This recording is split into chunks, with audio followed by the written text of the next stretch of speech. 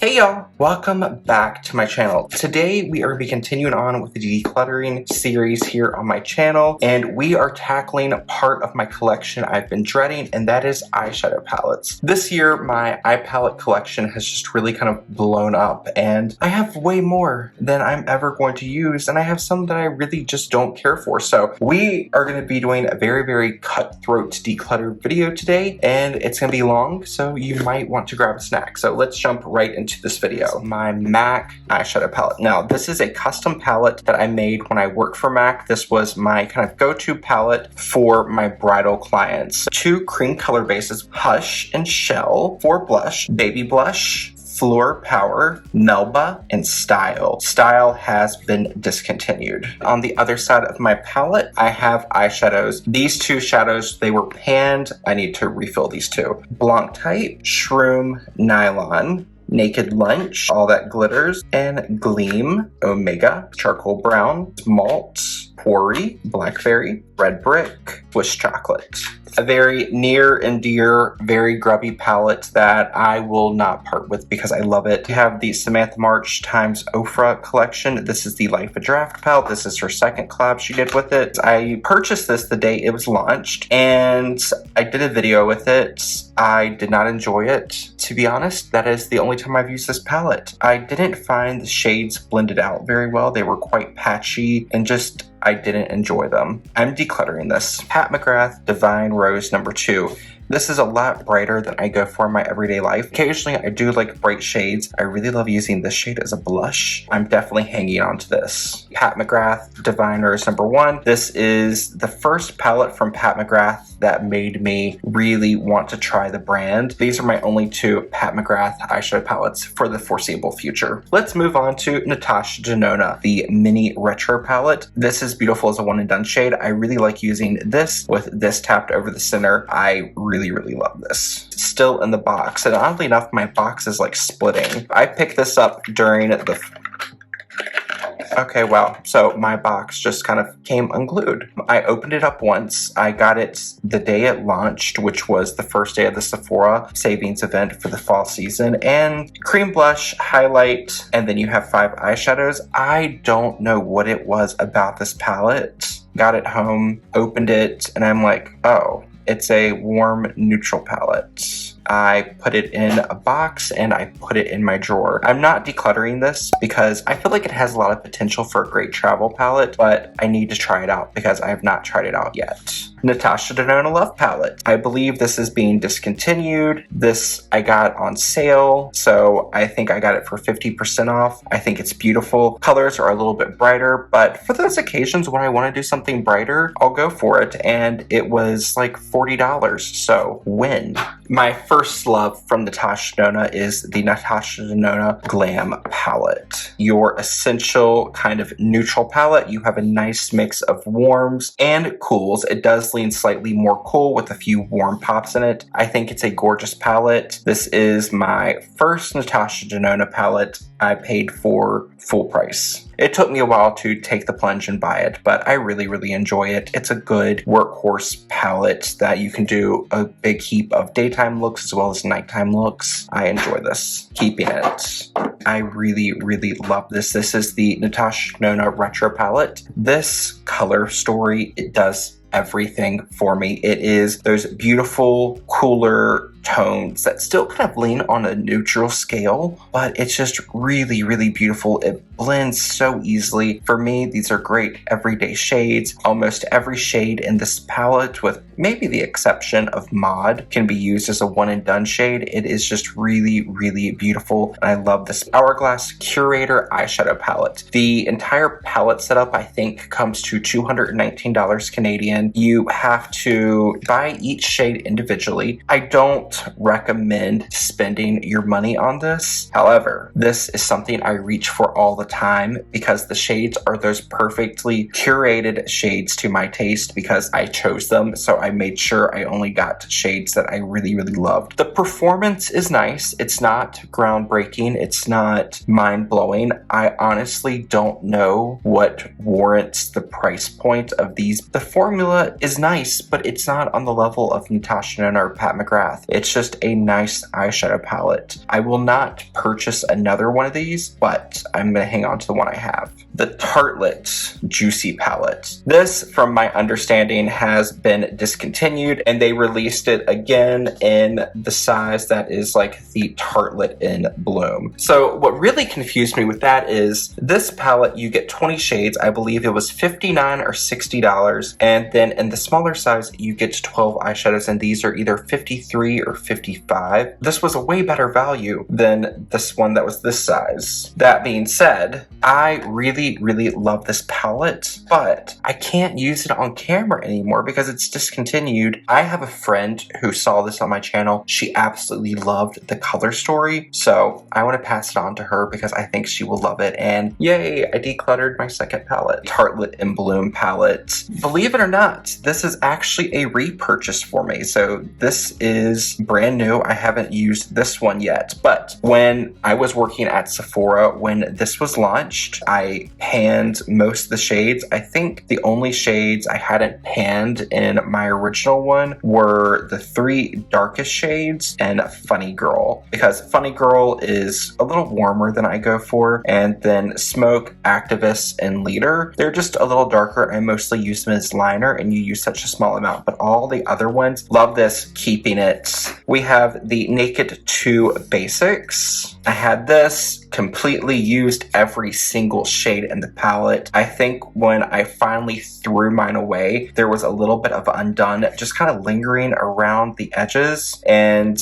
every other one was almost completely gone, if not gone. Like, I know these 4 shades right here were completely gone, and there was a little bit of primal left that I was using as a brow color. For me, these are the perfect assortment of muted, neutral to cool colors. I can use these with anything. I can use them alone. I can use these in my eyebrows. I can use them for freckles. I can use them for eyeliner. As long as it's in production, it will be in my collection. Urban Decay Naked 3, the original neutral rosy palette. I feel like this palette didn't get a lot of love when it first came out, and in my opinion, that's because it was almost ahead of its time. If you don't have it, you are interested in tones like these, highly recommend this palette. Naked 3 Mini.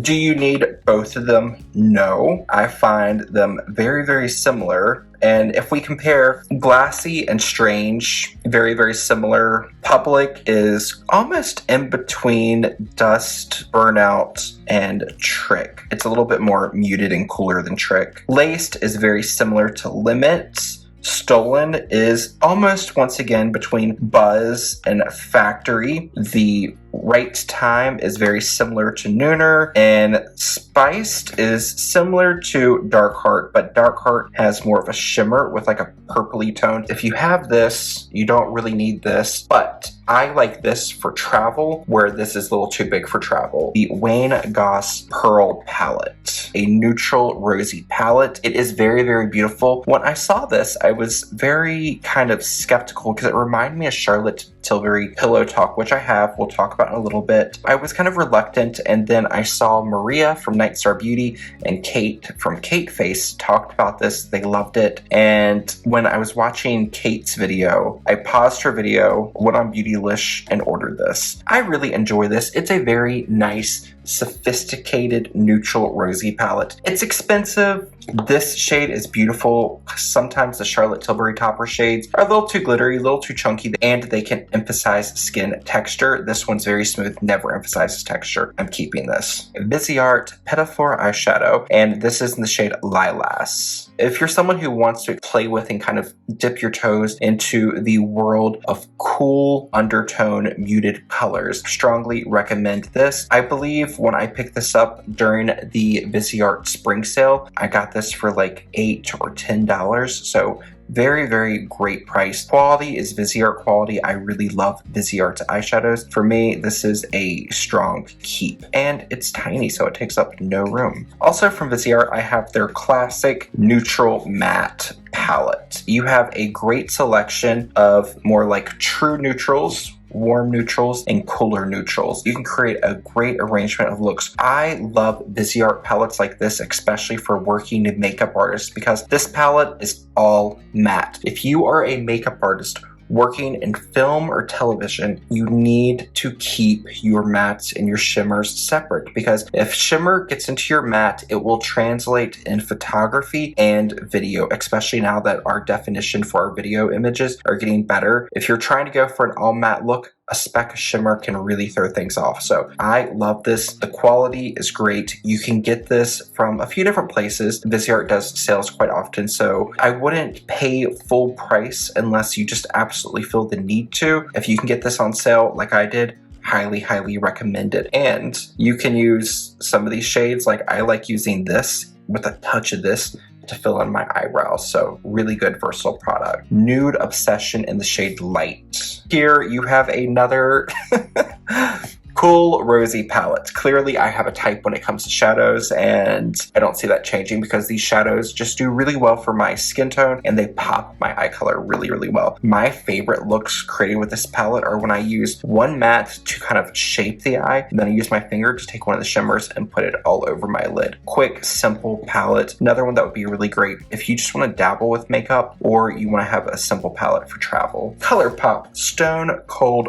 Fox palette. The video I used this in, it was a really good makeup day. This palette is a beautiful palette. It has its flaws though, and it's not the easiest palette to work with. As you can tell here, the shades are very powdery, they kick up, they make a mess. If you decide to get this, hang on to your sheet protector because this will really help minimizing the amount of mess it can make. The shimmer shadows, they do require a little finesse. They are used best with a damp brush, and then you can worry about messing up your pans. The mattes do better with a natural hair brush. The shimmers do better with a synthetic brush because you can really pack them on. For a great everyday palette, I really enjoy this, and it's pretty, and it's nice to have an affordable option that is really fun to use. So I'm hanging on to my ColourPop Stone Cold Fox palette, going coconuts. Really pretty standard matte palette. It's nice, there's nothing wrong with it. I've not used this palette because I have other shades in my collection I reach for more often, so I'm gonna pass this on to a friend. Yellow is a beautiful color, it's just a color that doesn't work well for my skin tone. Parting ways with honey. Similar to yellow, we have orange that I also don't like on my skin tone. This has a few shades that are a little bit more workable for my skin tone, like Zested, Squeeze Me, Creamsicle, and Clementine. I would definitely play with, but I don't reach for it. I haven't used this. I have a friend who has the most beautiful crystal blue eyes back home. Her skin tone is a little bit warmer than mine. This palette will be stunning on her, so I'm gonna pass this on to my friend. Next, we have Baby Got Peach. I love this. I just never think about grabbing it because it gets lost in my collection. There's a mix of like coolers, there's some warms, you have this fun pop glitter shade, more of like a standard highlighting shade. I'm gonna hang on to Baby Got Peach. Main Squeeze. This is a very beautiful palette. You have some really warm red colors. I have tried this palette. My eyes don't always do best with red shades. They tend to irritate my eyes, which is something very common within reds, pinks, and purples. And for me, it really comes down to the formulation, and it just, some don't work for me. So I'm gonna pass this on to a friend. Cloud Spun. I love this palette. It's so pretty, but in real life, I would only use Shickle, Candy Fluff, maybe Pixie Stick. And if I was feeling really adventurous, maybe Candy Cloud. But the other 5 in this palette, I just wouldn't use, so I'm gonna pass this on to a friend. Lilac You a Lot. Really beautiful palette. Purple is just one of those shades. I like it, but I like a quite muted, almost gray purple. From this palette, the only shades I can really see myself reaching for are Cloud, Imagine That, and Trainwreck. The other ones I don't really see myself using. I haven't used this, so I'm gonna pass this on. It's My Pleasure. More of a jewel-toned purple palette. I struggle with those palettes a little bit, so with this, I would only really use Pretty Cruel, which is very similar to a shade in the Stone Cold Fox palette, and then Mr. Sandman, which this is similar to a shade I have in Cream Formula, which I really love cream shadows. Since I have the 2 colors already in my collection that I would reach for in this palette, I'm gonna pass this on as well. Blue Moon, a very rich, vibrant blue palette. I think it's beautiful, but I get very overwhelmed by it. So this is a maybe. I want to compare this to our next one on Cloud Blue. So if we look at these two, they are similar. On Cloud Blue, it's a little bit more kind of soft blue color palette versus the Blue Moon, which is quite bright. I'm going to keep the Cloud palette and I'm going to pass on the Moon palette. Meant to Be, Just My Luck. Just My Luck is a little bit more of a saturated green. You have got some warmer greens in this palette. Meant to Be, which is more of a subdued green palette. I'm going to keep the Mint palette, pass on the Luck palette. Now this is a repurchase. I had this, I didn't use it a ton. I just pass it on, but now that I have a YouTube channel, I like to play with colors. This has some nice warm tones, and you also have some of those more jewel-like tones, which were very similar to the ones I kept in those ColourPop palettes. So since I don't reach for those vibrant jewel tone colors very often, I want to keep it for those, and those warmer browns I don't reach for, because if I do want them, I have them here. So this is a great one for like in case of emergencies. Volume 2 was a brighter palette. The colors are stunning. They blend really, really well. I find them very overwhelming. I have a friend who loves bright, colorful makeup. I feel like she would absolutely love this. So I'm going to pass the volume 2 on to her. The Sephora Collection I love in Light Cool, and we have Light Warm. I really enjoy these palettes. I talked about these in my personal color or seasonal color video. I said this would be a great winter palette. This would be a great kind of more autumn palette because this is a little bit more warm and muted. I don't reach for this very often, and I have my everyday neutrals. I have a few palettes now that kept those warm colors in it, like the Viseart or the Jaclyn Hill Volume 1. I'm going to pass this on. I'm keeping this one for sure. Two other I Love Bloom. I have Lilac and Peony. These were the other two palettes I talked about in that personal color analysis video. The Lilac would be better for like a summer palette because it's a little bit more cool, but it's muted. Peony would be better for a spring coloring. This has a little bit more neutral, warm, and it has a touch of brightness thanks to the pink and the gold. So I reach for this way more. I reach for this because this is just a little bit harder for me to work with because I really have to put thought into it because these colors kind of sit on top of my skin or wear me versus me wearing them, and they are neutrals. So I'm gonna pass on Peony. Bite-sized palettes from e.l.f. Cream and Sugar Rose Water. Cream and Sugar, it's really nice. I've used this several times. It's a nice warm neutral palette. Rose Water is really nice, but I find the shades just pull a little too cool for me and I start looking kind of bruised. So even though these are great quality, I'm going to be passing these two along. Also from e.l.f., we have one of my all-time favorite eyeshadow palettes. If you're someone who wants the Viseart neutral matte palette, but you don't want to spend Viseart pricing, I highly recommend this. I love it. It is a staple in my makeup routine. It's e.l.f., so it's very affordable. Keeping this. This was one of the top-selling eyeshadow palettes on Amazon. I really enjoy it. The formulations are nice, they're easy to use, and I like having some great drugstore gems because I like having a good mix and talking about a mix of affordable and high-end because that's what I like as a consumer. I like a mix of everything. So I'm keeping this CoverGirl True Naked in Roses. Now I have two from Makeup Revolution. These are their 15 pan palettes. This one is Reloaded in Velvet Rose. It's an okay palette. There's nothing wrong with the shades. I only reached for the 4 shades right here. Pass this on. Reloaded Neutrals 2. Even though it looks like it has these really beautiful neutral kind of pinky tones on it, they're very bright, they're very punchy. Don't love them. Passing this on. One more palette from Makeup Revolution. This is the collaboration with Roxasaurus, and this is the Color Burst palette. This palette has been well loved. I did a series of looks where I was creating some different looks for Fashion Art Toronto, and some of those required very bright colors, which I didn't have in my collection. This performs really well. I don't really reach for colorful palettes. I'm keeping those ColourPop palettes, which have the blues and the greens in it. So I'm going to declutter this one, YSL. This is really nice. I've used it a few times. It's a very soft powder texture. It's very pretty. It's very versatile. I enjoy it a lot. So I will hang on to this one. My only Chanel quad, this is in Tis Rivoli Neutral Cool Plummy Shadow Palette. Beautiful Chanel formula. It performs really, really well, and I love it, so I'm hanging on to this. Dior Backstage Neutral Eyeshadow Palette. This is the shade Cool Neutrals. This is the Dior 5-color palette in Tutu. These two are absolutely stunning, and my dear friend here on YouTube, Lena from Lena Lore, she suggested these two palettes to me. They are absolutely beautiful. This one blends really well. It's soft. You barely need to use it. I've only tried this kind of base shade once. Not a fan, kind of greasy, tacky, but